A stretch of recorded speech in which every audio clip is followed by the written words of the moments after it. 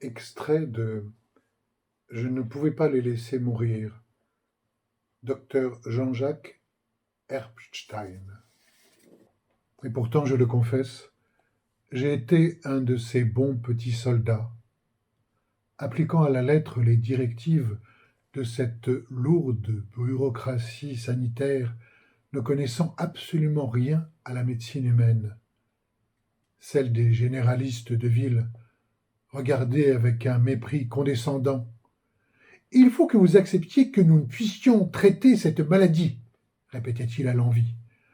Contentez-vous d'appliquer à la lettre la doctrine imposée. Oui, j'ai appliqué cette doxa mortifère. Je l'ai appliquée et le regrette au plus profond de mon être. J'ai laissé mourir des patients sans rien tenter. Combien en réalité? Une dizaine. Surtout des hommes, des anciens mineurs de charbon aux poumons encrassés de silice. Des gars gentils, sympas, drôles, avec des projets plein la tête et le cœur. C'est un constat terrible pour un médecin et je comprends parfaitement qu'on ait pu me le reprocher. Comme cette lettre, lourde, d'un terrible jugement résigné, reçue quelques jours plus tard après le déconfinement, vous avez laissé mourir une personne qui vous estimait.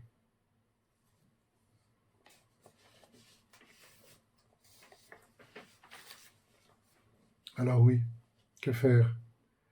Les recommandations officielles préconisaient la prescription d'azithromycine en cas de suspicion de pneumonie avec de grosses difficultés respiratoires.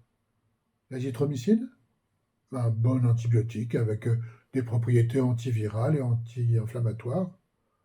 L'azithromycine? Un antibiotique que je manie bien, mais aucune étude validant l'azithromycine comme traitement possible contre le SARS-CoV-2 n'était publiée. Je suis un bon petit soldat aux ordres, attendant sagement le feu vert des autorités de santé. Je suis habituellement un adepte sans concession de cette médecine fondée sur les preuves, les études, les recommandations officielles. Et d'ailleurs, les gardiens irréductibles du temple de la plus pure science médicale veillent au grain. Soyons donc pleutres et dociles, autant attendre sagement dans son coin. Seulement, mes certitudes se fissurent. Le doute s'installe, de plus en plus vite. La bascule est ainsi proche de s'effectuer. Elle a lieu un soir de mars. Une de mes patientes, d'une petite quarantaine, m'envoie un message tard dans la nuit, me disant que son état empire. Je l'ai vue dans la matinée pour une très forte suspicion de Covid. Tout était là.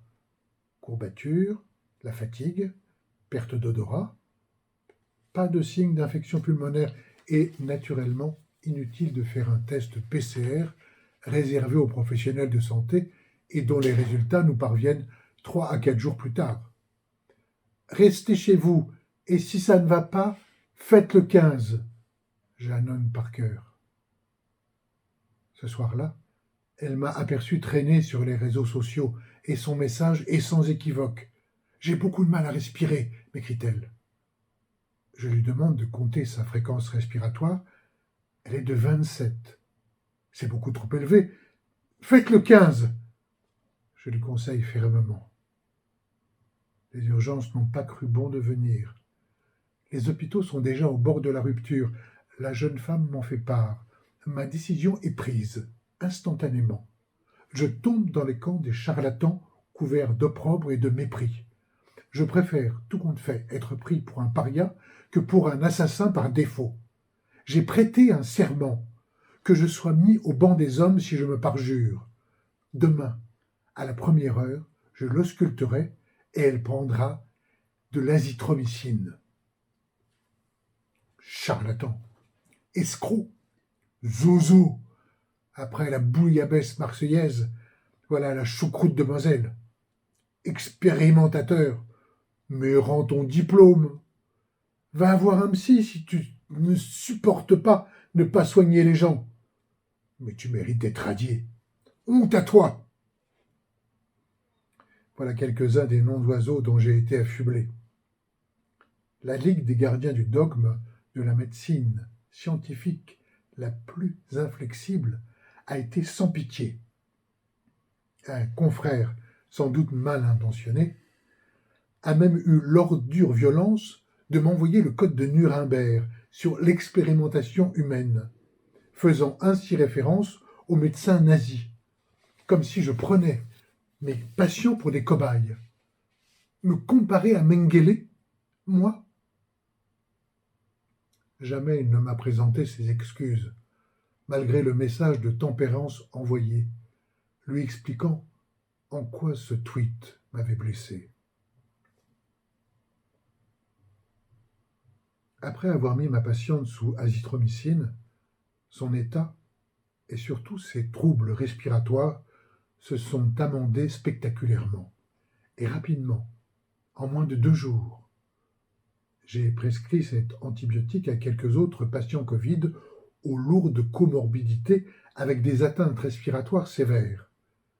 Des malades sans doute programmés à finir sous un respirateur dans le meilleur des cas, avec l'extrême onction thérapeutique dans le pire.